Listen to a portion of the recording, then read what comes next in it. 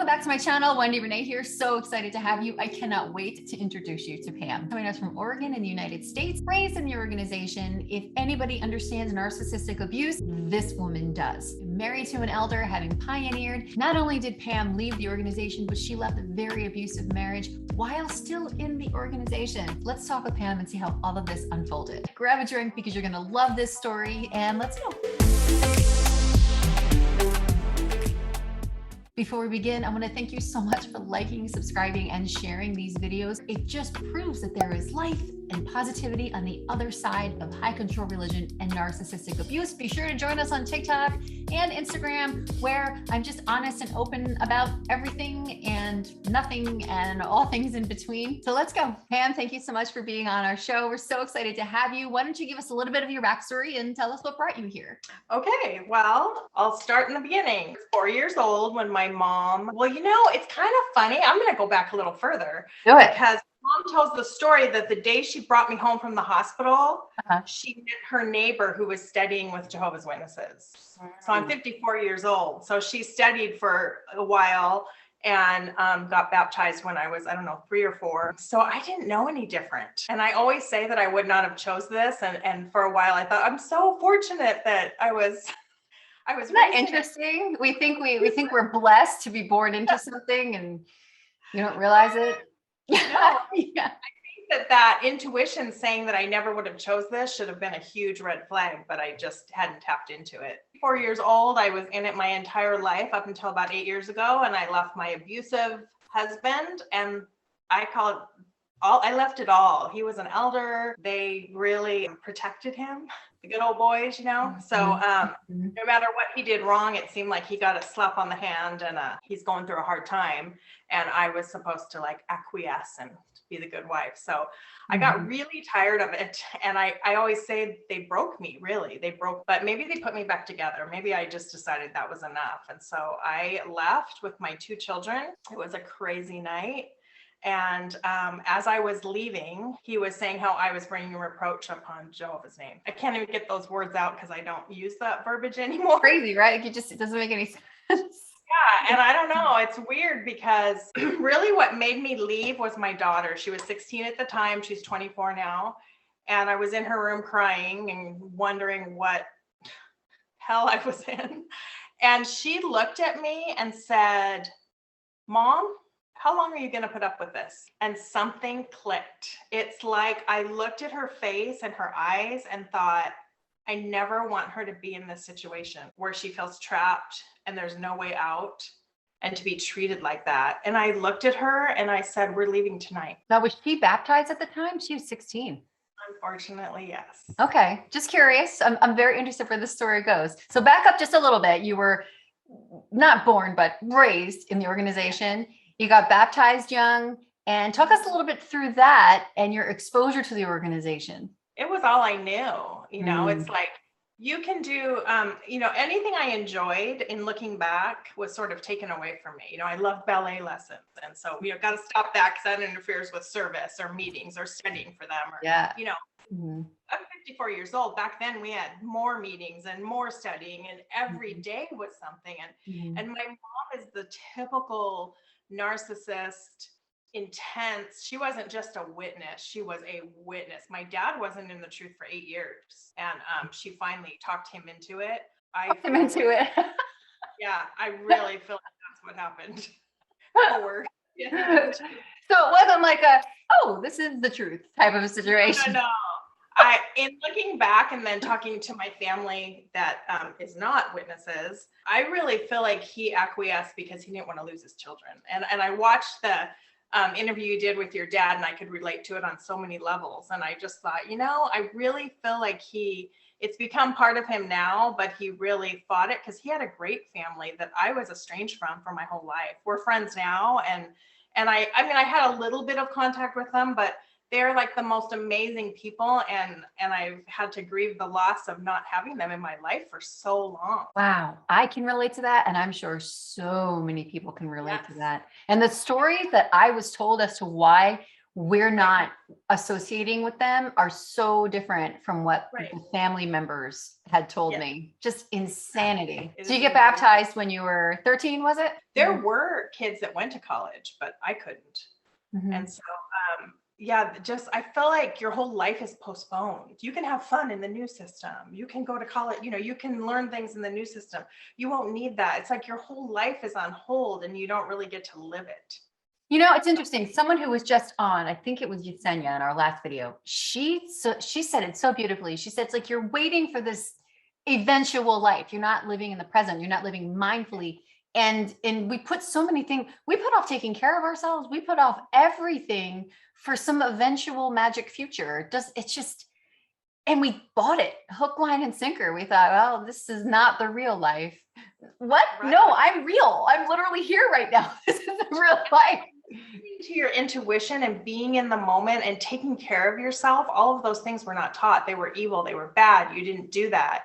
And that's what I'm all about now. I'm just, that's what's helped me heal, really. Now, were you married young? So did you do the pioneering thing too? Yeah, so I was pioneering. I married a ministerial servant. It was sort of like, you know, not picked for me, but you know, this is the person. It was bad. It should never have happened. We were so different. Yeah, but Pam, you checked those boxes off. You were a good spiritual girl, though. You did it all.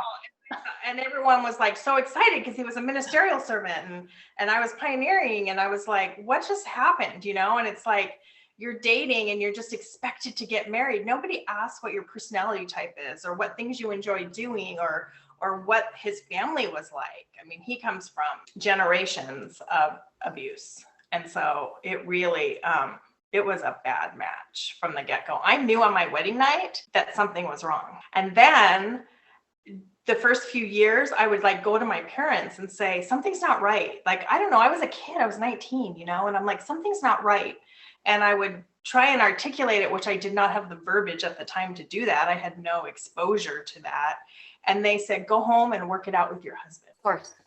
Again, I never want my daughter or my son to feel that ever, ever, ever. And as moms, sometimes I'm really glad you're open with this, because there are stories that I know of in particular who are watching this right now, who are suffering as a PMO, knowing that the religion is keeping them in their marriage. They're not given grounds. Some people are being abused. Men and women are being abused, and that's not considered reason for separation. And even if you did legally get divorced, you can't get remarried, and that's considered fornication. For you, it seems like you're healed and you've moved on and you've moved past it. So I love the fact that we have someone on here who can speak to the people who have gone through divorce and are able to speak to also leaving the religion and an abusive marriage. This must have been a huge life-changing situation for you. I mean, I'm smiling now, but right. I've come a long way, baby. It is like you lose yourself, you lose everything, but I was already lost. And all I could think about was I have to support my children. I need to get them out. I need us to be safe, and I need to support my children and start a new life, really, because people drop you like it is insane how within days I lost my clients, I lost my friends, I lost my family. I'm not disfellowshipped. Like I say, it was a slow fade. I will never go in a back room and talk again. I only had to a couple times because of my kids and things that came out with their dad, which again, they swept under the rug. And when you call them on it, they just stumble on their words and they say, we love you so much. We love your family so much. And I actually said to them, you have a hell of a way of showing it. When I left my marriage, I was still going to meetings. I was still trying to do it their way, in a sense. Even though when I left, I kind of checked out. I stopped praying. I haven't prayed since. When I left, I was still trying to go to meetings. Maybe I wanted some justice. I'm not really sure what my motive was. But so 2 days later, there was a local needs part about a woman's place in the organization and in the family arrangement, and basically saying, don't leave your husband. I stood up, I looked at the brother because he was on my committee, and I just stared at him.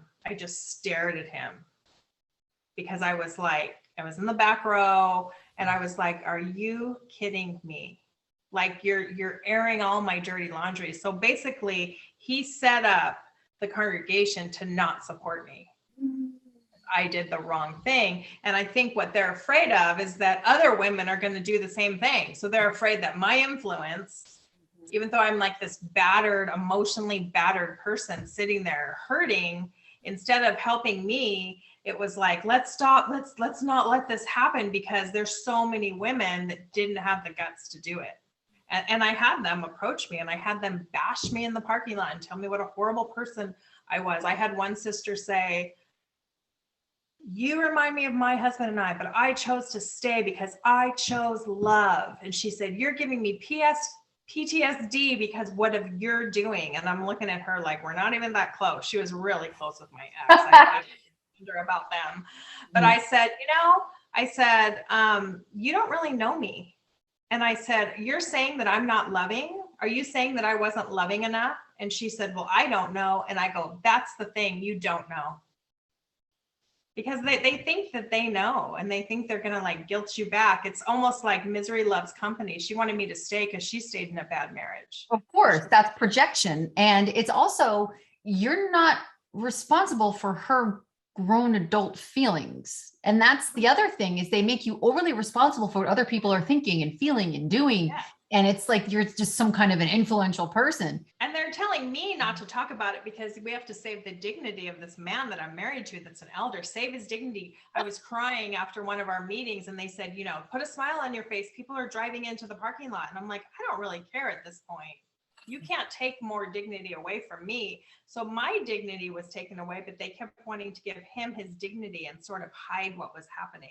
And I said, you guys have to remove him as an elder. He is not in a position to counsel other people. It took a long time till he turned in his book, but now he's a servant. He was a servant again very quickly. And then I'm sure he's an elder by now again. Wow. Yeah, it's intense. It's really intense. And it's weird because I can talk about this without being like overly angry or I think my feelings were more, yes, I was angry, but I was more hurt than anything. This whole thing that I believed in my whole life and devoted my life to and gave so much time and energy. And I was so good for so long. And you're like, they hurt me. Really. And once you wake up to that, you find solace in, oh, it's not me. I'm not the problem. I'm not insane. I'm a good person. And that is where the healing starts. Yes. And what helps the healing is talking with other people that have lived it, like you, like your audience, like all the people that I've met in my life. I mean, I probably have 20 to 30 people in my life that are ex-witnesses that have we're drawn to each other. It's just our paths have crossed for no other reason. How did you manage that? Because I know there's a lot of ExJws all over throughout the different channels and the different platforms who are looking to trust again, to find that community, but because your identity is wrapped up in being a JW, right? And then you leave and your identity is wrapped up in being an ExJw, right? So how did you find a group of people that were not only ExJws, but also good for you, not just because they were ExJws? Right. Well, I think whether it's an ExJw or just a friend, you have to have some commonality. So you have to have common interests, common activities, common core values. And I think you just get out there and live your life. Again, we didn't live our life. So if you go to the gym or you go to yoga classes or you kayak or you hike or you run or join a group and get involved with like-minded people. I'm all about health and wellness. So that's always been my people. And I don't know, my clients have become my friends because you always kept everyone at a distance, and my clients have become my friends. Well, and you're told who your friends are and who your friends aren't your whole life. So you're just like, wait a minute, but outside the organization, I wouldn't like this person. Exactly. But I have to be friends with them because we all speak the pure language. Yeah. Exactly. Yeah. So yeah, just get out there and live your life and enjoy it, and you'll meet people that are like-minded. I didn't really know what love was. I think I'm learning that now in my 50s because all the love that I had was conditional love from my parents. You do what we say, you believe what we believe, and then we love you. And sort of like you learn that to adjust yourself. So I was sort of conditioned for that. And then in my marriage, marrying a very controlling person, I kept trying to change myself. If I do more, if I do better, if I do this, if I adjust myself, then this is going to work. I'm like the eternal optimist. Sure, of course. And you are probably a prime target for the narcissistic, especially since your mom was a narcissist. I get you. We tend to recreate the dysfunction that we're raised in, like it's comfortable for us. And we're not the type to say, no, this isn't right for us because I'm a good girl. I'm a good JW girl. Question though, when you were waking up from the religion, was it at the same time that you were waking up to the fact that you could not be married to this person? Did it kind of hit this crescendo at once? Because when we were driving away the night that we left, and I didn't even know where I was going, I knew that I would never go back. Like something clicked and I just knew that I had to break all ties. But I feel like throughout the years, there were so many things in looking back that was like, I don't understand that. Like, I know you've talked with other people, like I could never explain 1914. No, me neither. 0 year. The book of Revelation, like really, what are they smoking? Like there's so many things that it's like, I thought I was stupid for so long because I couldn't articulate and explain this stuff. So if I had a Bible student and then I had to explain this, I would take someone who I thought was smarter with me so that they could explain it. And then I would sit there and, doesn't make sense to me. How's it making sense to this person? Right. I think that I'm a happy person, like my core being is a happy person. So I would just find my happiness here and there. But throughout the years, there was things I was drawn to. And then I was always like held back from it, whatever that was. You know, you couldn't be involved in school. And I think, why am I in school? I can't be involved socially. I'm a social person. You know, whatever that was. I can remember this one time, the gym I was at in California when I lived there, I took yoga and I got busted for it. I mean, you made room for the demons, girl. The ironic part was the elder's wife that busted me was morbidly obese. I mean, good for her for going to the gym and no judgment, but I guess apparently that doesn't need to be addressed. Yep. But me taking a yoga class was a huge problem. So there was a local needs talk about me about that. And so it was like, I just sat there thinking, this is so weird. And I can't tell you the amount of times throughout my life when I was married and when I was single that I was like counseled for my dress and grooming. And it really wasn't outlandish.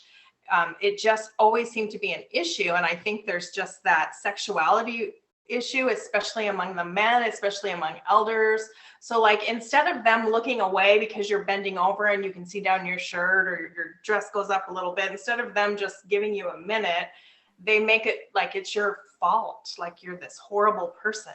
I was doing everything right. And, you know, my husband would get a call or my mom would have to counsel me. And I remember feeling like that's the way you express yourself, how you dress and your makeup and whatever that is, and to be counseled on it like your whole life, you feel you're an elder's wife, so they had to make an example out of you for sure. Right, exactly.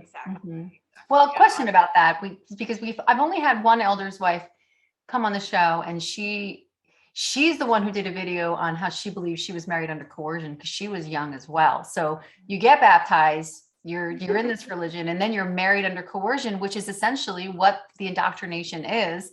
And did you notice, since he was an elder, was he one way at home and then another way in front of the congregation? That form of gaslighting, was that the experience you had? That is an understatement. He would be horrible at home. We would fight all the way to the hall, and then he would put his arm around me at the meeting and stand proud and tell us to comment, and we'd be like just dead inside. Yeah. That's I feel that the organization as a whole, I mean, this sounds weird when you articulate it, but you lived it, so you know, and whoever's watching lived it, so they know. And being raised in it, their whole goal is to get you married young and virginal so that you are pure. And then I think parents think, I did my job. When there's so much more than sex, and everything seems to come down to sex. No. I think that is one of the most beautiful ways to put it. I was recently talking with a PMO friend of mine, and they said, it's like our parents didn't even raise us. the organization raised us, the Young People Ask book, the youth book, the My Book of Bible Stories book, like everything was just kind of geared toward every phase of life that we had to go through. And our parents were just like you said, here you go. And then I feel like it comes up again because when I separated from my husband under the grounds of abuse, of course, the elder said, we don't see it. Well, yeah, most people don't see abuse as it's happening. They don't do it in public. Then again, it becomes you're never going to be free unless there is sex involved. And it's really a perversion of like humanity to me. And so I think that clicked too, like nobody is going to tell me that I am free or not. And I've had quite the argument with people. Like I had a friend in California that I grew up with, and she said, I know it's really hard because you're not free. I said, I am free. I take full responsibility for it. I am free. Because that is a horrible, horrible, like you're trapped, even though you're not with the person. I once spoke with a sex counselor. She handles victims of sex crimes, and she actually is a witness. So imagine, wow. I don't understand the disconnect there. In the organization, the culture is, of course, not being free unless somebody, like you said, has sex. But what that does is it makes you go against everything that you stand for. If you're the type who's like, I don't want to cheat on him just to get out of the marriage, like that doesn't make sense. And then let's say someone does actually do that. They still have to go back to the marriage if the person forgives them. So then what was it for? I just wrote an article on this, like on the grounds of adultery. Okay.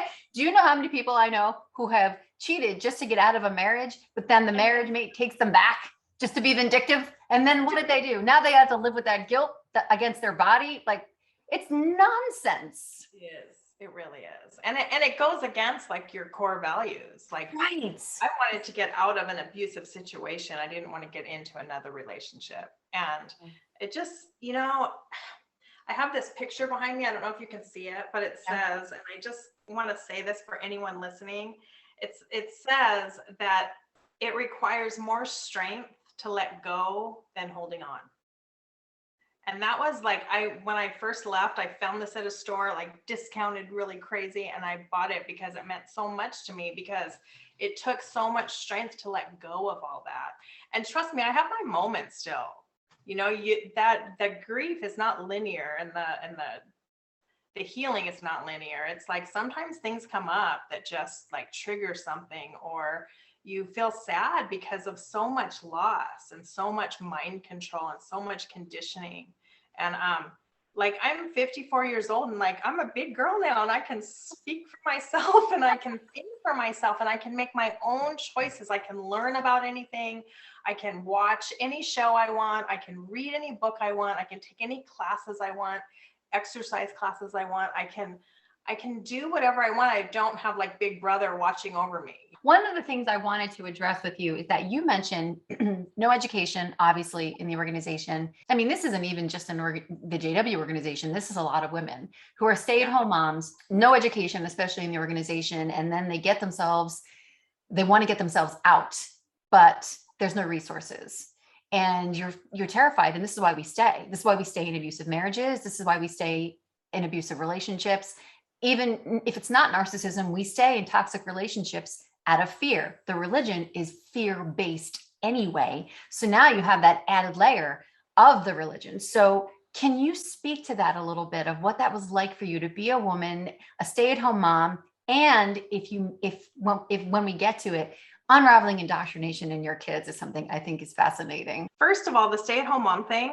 So I kind of thought I was a stay-at-home mom because that's the box they want to put you in, but I always worked. Always worked. I just had to juggle the kids and the house and service and meetings with my work. So my ex really had me convinced that my contribution financially to the household was minimal. And I don't know, I was brain dead. And so I didn't really realize that till I went through the divorce and we did the numbers, and I made as much money as him. And some years I made more, because it seemed like the more I worked, the less he worked. Why do they look at contribution like it's financial only? Can you imagine quantifying the work that you did as a mom and a wife? Like, can you just... But I lost all of my clientele. I'm a licensed esthetician and I sell product, and I lost most of my clientele because it was the Jehovah's Witness group. And so I had to really start over. but it's not impossible to do. And this is kind of one of my favorite subjects because, I mean, I'll speak to men too, because sometimes it is men, but I speak to women in particular because people stay in a abusive situation because they feel they're stuck financially. And they do that because either they have so much money, they don't want to lose that money. They're afraid they won't get anything, or they don't have any money and any identity of their own that way. And so they don't know where to start. And I just always say, go out and make your own damn money so that you can be independent. It is not impossible. And part of what I do with my business is I empower women and help them through self-care to have more self-esteem and to, I always say self-care is the foundation for personal transformation and growth. And that means financial too, your financial growth. And so part of my business is helping other women in business to be successful, because nobody should feel stuck at any time. Even if you're in a great relationship, you should have your own stuff. You're not one person. You know, I know the two shall become one thing. You need some individuality and some independence. And so I'm very big on that. But when I left, I thought I had nothing. And it took me a little while to get on my feet because, I mean, not to keep going back to that, because I walked away from a lot materially because I just wanted peace. I just wanted freedom and peace and to be free. So I didn't have any fight left to fight all the financial stuff. And so he got a lot more than I did, but that's okay because I have my children. It's the best part. I have my children and they don't have anything to do with them, their choice. What about staying together for the kids? Yeah. You know, I read a thing that said, like, for years, I thought I broke my family. Like I left, I filed for divorce, I broke my family. But I read a thing that said, what if you didn't break your family? What if you actually, that was like the putting back together of your family. So you left because you're broken and then you heal. And I love that, moving the narrative to that. Well, and staying in a toxic marriage is actually worse for the kids because they're very observant. You know, you're teaching your daughter what kind of behaviors to tolerate, and you're teaching your son how to behave. And these are the things we're trying to unravel from the organization. So you had double whammy of unraveling the indoctrination and the narcissism from the organization. And then you had the also unraveling a marriage. And it's not like they were little. So No. What did you tackle first? I just cried a lot at first. It works. I just knew like I had a lot of love, and I love my kids, and I'll sleep in bed and cry. And it was a really hard time. I tried to have some sort of normalcy, but it's kind of impossible. And I don't know, what did I do? I just love them. And I just taught them that whatever they want to be or do, I'm going to be there for them. Nobody's going to tell me I can't talk to my children. And it's interesting because I remember one of the last meetings I went to, a woman says to me, it's such funny. Well, now that I don't use the terminology, it feels awkward, but a woman it does. says, oh, I saw your daughter the other day and she has a nose ring. Like she has this little teeny tiny nose ring. And what is she thinking? And I just wanted to, and I looked at her like, what's it to you? And she said, you know, her worldly friends, you know, they don't, you know, she gave the whole song and dance with that and how evil it is. And I just looked at her and I said, you know what? No one will ever tell me I can't support or talk to my children.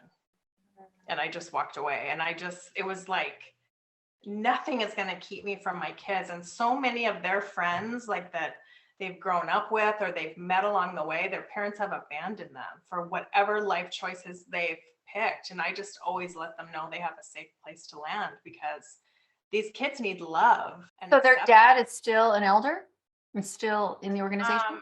You know what? I haven't talked to him in so many years. I don't know. I only asked that because I don't know if he's now shunning them. If is your son baptized too? No, my son is not baptized. Wondering if there's shunning going on the part of the parent-child relationship. We see a lot of that going on too. Yeah, it's a lot. I mean, I could go on and on. I keep saying, I know I have a book in me. I need to write a book because there's so many levels and so many things. Yeah. But I think you can keep talking about the negative stuff that happened and the things that people said and did, but I just like to focus on moving forward. And this is what we do on this channel. This is why we're so glad to have you. And so what did that look like for you then? I think that the religion was just something we were in. and I was going through the motions, Mhm. because it's all I knew. And it was my social life and a little bit of my sanity, getting together and having fun. Mhm. But the marriage part got more and more intense. I'm not sure what the shift was, but maybe as I was thinking more independently and doing more independently, he became more controlling and abusive.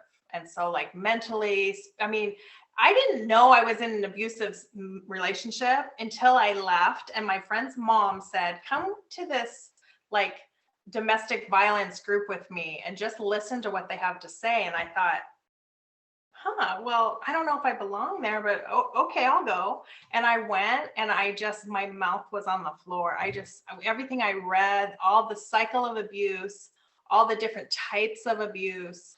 And the woman that led it said, people think because they don't have a bullet wound or a knife wound or black and blue that they're not abused, but there's so many other types of abuse, and religious, financial, sexual, and that's not always sometimes that's just withholding or controlling. I mean, there's so many different aspects, mental, emotional.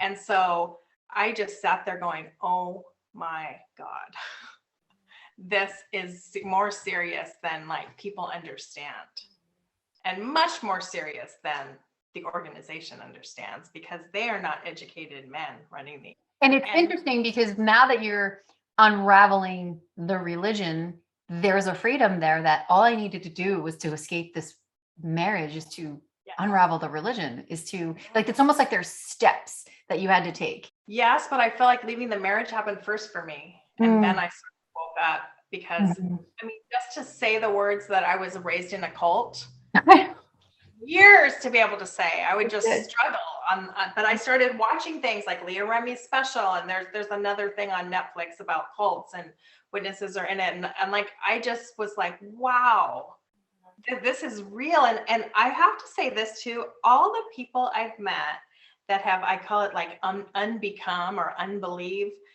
they have been the most genuine, caring, open, kind people. And I do feel like we're all drawn to each other, even in my area here in Southern Oregon. One woman that I met, we're doing a dinner on Saturday night, because there's quite a few of us here, and everyone I've come in contact with, there's just been this connection. I just met someone else today. I can't tell you how many ex-Jehovah's Witnesses. They like to tell you that that's Satan drawing us together. Of course. So you're a mom, you're leaving a marriage, leaving the religion, you have 2 teenage kids. Talk us through what your next steps were to find a community, to find your footing and your grounding. They teach you that you will never have any friends outside of the organization, and nobody will ever care for you. And everyone is like, drug addicts and, I don't know, orgies, and I don't know what they things like these. Work, and everything's just so evil. And so I rebuilt my clientele. I moved 3 hours away from my ex, because that town was too small for both of us, because I always say, he really shit talked me, and the gossip and the slander, not just within the congregation, but within the community. And so I just needed to exit to have my sanity. So once I created that space, I felt like I could heal a little bit. I got the distance from like from the old life. My son still had visitation. So it was tough. It was really tough, because I would drive my son. I could move anywhere in the state. And so I had to drive an hour and a half to meet his dad every other weekend. And then his dad kept taking me back to court for visitation. I mean, there was just so much intense. Now that we have none of that for the past 4 years, that's really when we could heal, because we weren't exposed to that. Because during the time that my son had visitation, it came out from someone that their dad my son came home, he was 12 years old, and said that dad had to go to the Kingdom Hall and talk to 2 elders because he's accused of a sexual allegation. And I really thought, even though I'm not a person that's like vengeance, but I have a sense of justice, I really thought, oh, finally something's coming out and I'll have some peace and closure. But they just brushed that under the rug, just like they did everything else. And I called them on it and said to them, hey, my son came home and said that his dad has a sexual allegation case against him. I don't need to know, but I want to know that my son is safe. So was it a man or woman? Was it a child or an adult? And they, of course, couldn't talk to me about it. So I said, or are you going to brush this under the rug like you did everything else? So yeah, it was pretty intense. And so my son didn't want to go back, but he went back, and then we figured out that it was a young boy from like 25 years ago. And of course, his dad said, you know, that never happened and all this stuff. And so I tried to reach out to the boy, but that's a man now, because I felt horrible. Sure. But he didn't want to talk with the brothers, and he didn't want to write a letter. I begged him to, but he just didn't want to, and that's his choice. And so they just feel like because this person, this adult person has had issues in his adult life, that, you know, well, he, you know, had a drug problem, and he's gay, and he's this. And so basically told my son that it wasn't a viable person, my 12-year-old son. And I'm like, everybody's viable. So I said to my son, do you feel that this person is viable? And he said, yeah. And I said, I do too, because everybody's viable. It doesn't matter what his choices are. And so, I mean, it was a life lesson for my kids. It's sad that the organization covers these things up. This person had told multiple witnesses from his childhood. He told his dad, he told another couple that's an elder pioneer. So I thought, oh, the 2-witness rule. He's told several people, that's good enough. But they twisted it and said, no, it's not like that. There has to be 2 witnesses to the event. And I said, well, that doesn't happen with child abuse. There's no witnesses. So how do you ever prove that? And it's just like with my abuse in my marriage, what goes on behind closed doors, nobody sees. So when you're telling them, they say, well, we don't see it. Well, of course you don't see it. But you know what? I had to come to the conclusion, they have no power over us. Right. Their power is self-appointed. They're not appointed by Holy Spirit. They are self-appointed man. There is a political agenda within each congregation. It's funny because somebody said they really had a problem with their congregation. I said, it's not really a congregation thing. This is protocol. You know, this is protocol. This is how it is. So I'm just really grateful to be where I am now, because I have such a sense of peace and such a relief. And I'm sorry that my head was in the sand for so many years, but you kind of have to forgive yourself. You really have to forgive yourself. And the other thing is forgiveness. What we're taught about forgiveness and what real forgiveness is 2 different things. Because I always thought I will never forgive because I would have to go to them or tell them. No, forgiveness is for you. You know, it's for you to heal. And so to forgive yourself and to forgive your abusers, they never have to know. It's nothing you ever have to say to them. It's for you as an individual. It's not for them. When it comes to forgiving others, it was more of an obligation in the organization. And if you don't forgive others, you're not going to be forgiven. It's just kind of this black cloud over our head. And this is why a lot of people continue in the way that they're living in these abusive relationships. And so what does life look like for you now? You touched on how you feel like you're in a really great place. And obviously it took a lot for you to get there. Yeah. I am in a relationship for 1.5 years now. Is my first healthy relationship. So I dated a few people, but you know, you're still drawn to those people that are not good for you. Mm-hmm. And I didn't date for a long time because I had my kids to raise and I didn't want to mess them up and bring another situation into their lives. So for many years, it was just the kids and I, but it's really nice to have a partner that's an equal partner, not someone that you're subservient to and not someone that's messing with your mind. So I really, really appreciate that. I have my son's still at home and my daughter, you know, she lived on her own and life is good. The only thing is sometimes your past comes back to haunt you in the sense that like my parents, they've been supportive, but at arm's length. And recently they've decided to move back east where my brother lives, who's, you know, head of a congregation and very spiritual, even though he's never really taken care of them.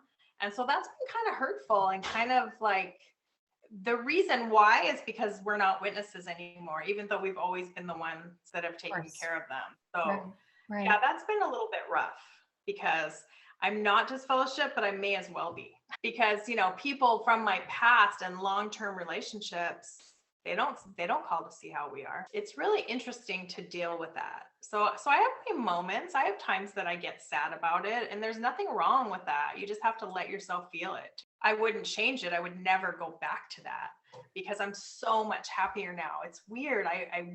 I'll drive down the road, or I'll walk down the street and just go, Yeah. so Same thing for me. I look back now, I look at how I was in such a state of flux, just trying to find my way above water when I first started waking up. And, I hope I never have all the answers the way that I thought I did when I was on the inside, because to me, I love looking at life with childlike curiosity. My kids and I were kind of raising each other. It's kind of how I feel about it right now.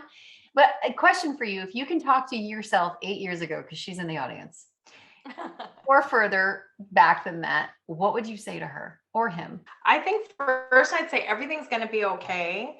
And you have everything that it takes within you to do this. And it takes strength to let go. It takes so much strength to let go, and you deserve it, because the only way I can describe it is 8 years ago and my life prior to that. I always felt like I was on the outside of life looking in, like I was in this bubble and I was like screaming and dying to get out.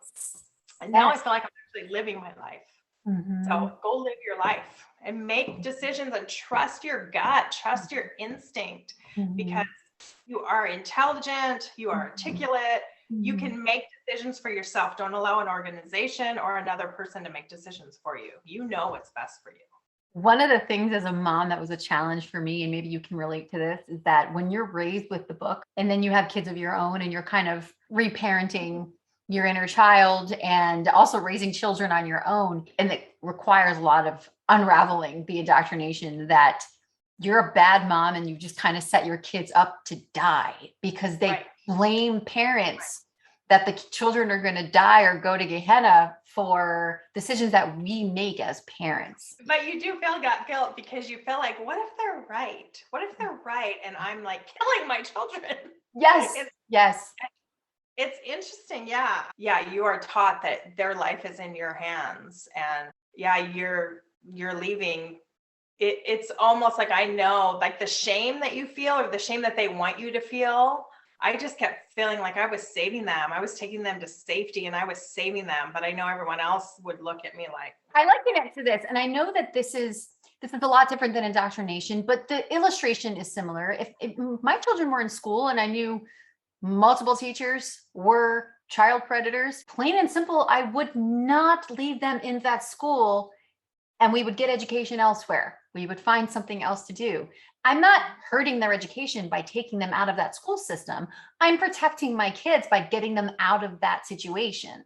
And I know that it seems an oversimplified way of explaining what that's like, but if there's any risk for our children to be exposed to predators, I'm going to make it zero risk, and I'm going to save their life. And I don't care what anyone says.